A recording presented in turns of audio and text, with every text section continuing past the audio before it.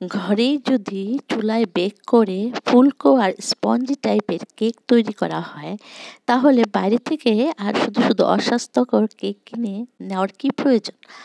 আসসালামু আলাইকুম, আফরিনস কুকিংয়ে আজকে থাকছে চেরি ফল দিয়ে ফ্রুট কেক তৈরি। তো চলুন দেখে নেওয়া যাক। প্রথমে আমি ময়দার মিশ্রণ তৈরি করে নিচ্ছি, আর এই জন্য আমি লম্বাটে এই কাপের 2 কাপ পরিমাণের মতো আমি ময়দা এখানে নিয়েছি। আটা দিয়েও তৈরি করা যায়। তো আমি এগুলোকে সবগুলোকে চেলে নিব। তার আগে আমি এই ময়দার সাথে 2 চা চামচ পরিমাণের বেকিং পাউডার আমি দিয়ে দিচ্ছি, আর দিচ্ছি প্রায় 1/4 চা চামচের মতো এখানে বেকিং সোডা। তো এই শুকনো ময়দার মিশ্রণগুলোকে আমি আর বেকিং আর সোডার মিশ্রণগুলোকে আমি সব কিছুকে চেলে নিচ্ছি। তো একটা পাত্রে আমি এটা চেলে রেখে দিয়েছি। তো এখন আমি মূল ব্যাটার তৈরি করার জন্য যাচ্ছি। এজন্য আমি 3টা ডিম ব্লেন্ডারে ব্লেন্ড করে নিচ্ছি। 30 সেকেন্ডের মতো ব্লেন্ড করব। এরপর আমি এখানে আমি প্রায় 1 কাপের মতো চিনি দিয়েছি। আপনারা স্বাদ অনুযায়ী চিনি দিবেন, যারা কম চিনি খেতে চান। তো আমি এখানে 2 কাপ ময়দার জন্য 1 কাপ চিনি দিয়েছি।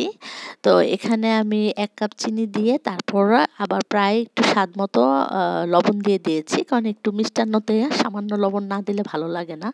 তো এখন আমি এই আবার কিছুক্ষণ ব্লেন্ড করেছি। তারপর আমি আধা কাপ পরিমাণের মতো রান্নার রেগুলার তেল দিয়ে দিয়েছি, আর এখানে আমি প্রায় 5-6 চামচের মতো ঘি দিয়ে দিয়েছি, কারণ ঘিটা দিলে খুব মজা লাগে এবং একটা ঘিয়ের ঘ্রাণ আসে। এখানে আপনারা বাটারও ব্যবহার করতে পারেন।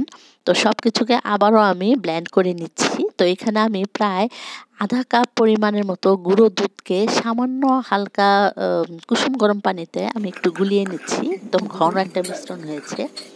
দুধের এই মিশ্রণটা আমি এখন এই ব্লেন্ডারে দিয়ে দিচ্ছি, আর আমি একটু সামান্য যাতে কেকে সুন্দর একটা ঘ্রাণ আসে এজন্য আমি দারচিনির গুঁড়া দিয়ে দিচ্ছি। এটা আপনারা স্কিপ করতে পারেন। সামান্য পরিমাণে এখানে 2 চিমটি পরিমাণে দিয়েছি। তো সব কিছুকে আমি আবারও একটু ব্লেন্ড করে নিচ্ছি। ডিম ও দুধের এই তরল মিশ্রণটাকে আমি একটি বড় বাটিতে ঢেলে নিচ্ছি। তো এখন আমি সেই ময়দা থেকে অল্প অল্প পরিমাণে নিয়ে এখানে আমি চামচ দিয়ে আস্তে আস্তে করে আমি এটার সাথে মিশ্রণের সাথে মিশিয়ে নিচ্ছি। তো এটা খুব জোরে জোরে মিশানোর প্রয়োজন নেই। তো এটা আপনার আলতোভাবে সুন্দর করে জাস্ট খালি তরল মিশ্রণের সাথে ময়দার মিশ্রণটাকে ভালো করে মিশিয়ে নিলেই হবে।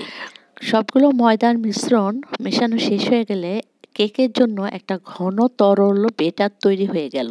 তবে এটা যদি বেশি ঘন হয়ে থাকে তাহলে আপনারা এখানে সামান্য পরিমাণের তরল দুধ দিয়ে দিতে পারেন। তো এখন তাহলে একটু কিছুটা আর কি তরল হবে। তো এখানে আমি ভ্যানিলা এসেন্স দিয়ে দিচ্ছি কয়েক ফোঁটা। এরপর আমি এখানে কিছু ড্রাই ফ্রুট ব্যবহার করছি। এখানে ক্যানে থাকা কতগুলো চেরি ফলকে আমি কুচি করে কেটে নিয়েছি, আর কতগুলো কিশমিশ এখানে রেখেছি, আর কাঠবাদাম, পেস্তা বাদাম এগুলোকে আমি কুচি করে কেটে নিয়েছি। তো আমি 2 চা চামচ ময়দার সাথে এগুলোকে মিশ্রণ করে তারপর ওই ঘন ব্যাটারে দিয়ে দিয়েছি, কারণ এভাবে দিলে যদি ময়দার মিশ্রণটা না দিতাম তাহলে দেখা যেত যে ঘন ব্যাটারের নিচে সেগুলো পড়ে যাচ্ছে ড্রাই ফ্রুটগুলো, তাই এখন আর পড়বে না, সমানভাবে সব দিকে ছড়িয়ে ছিটিয়ে থাকবে। তো আমি এখানে কেক মোল্ডগুলোকে একটু সামান্য তেল ব্রাশ করে নিয়েছি, আর লেখালেখির কিছু কাগজকে আমি কেটে আমি এখানে বিছিয়ে নিয়েছি, তার উপরে আবার আমি তেল ব্রাশ করে নিয়েছি। তো ওই ব্যাটারটা ঢেলে আমি উপরে আবার কিছু ড্রাই ফ্রুট দিয়ে দিয়েছি। তো আমি এখানে চুলায় যেহেতু বেক করব, তাই আমি বড় একটা হাঁড়িকে আমি 10 মিনিট প্রি হিট করে নিয়েছি, মানে সামান্য আঁচে আমি চুলার জাল দিয়ে রেখে দিয়েছিলাম।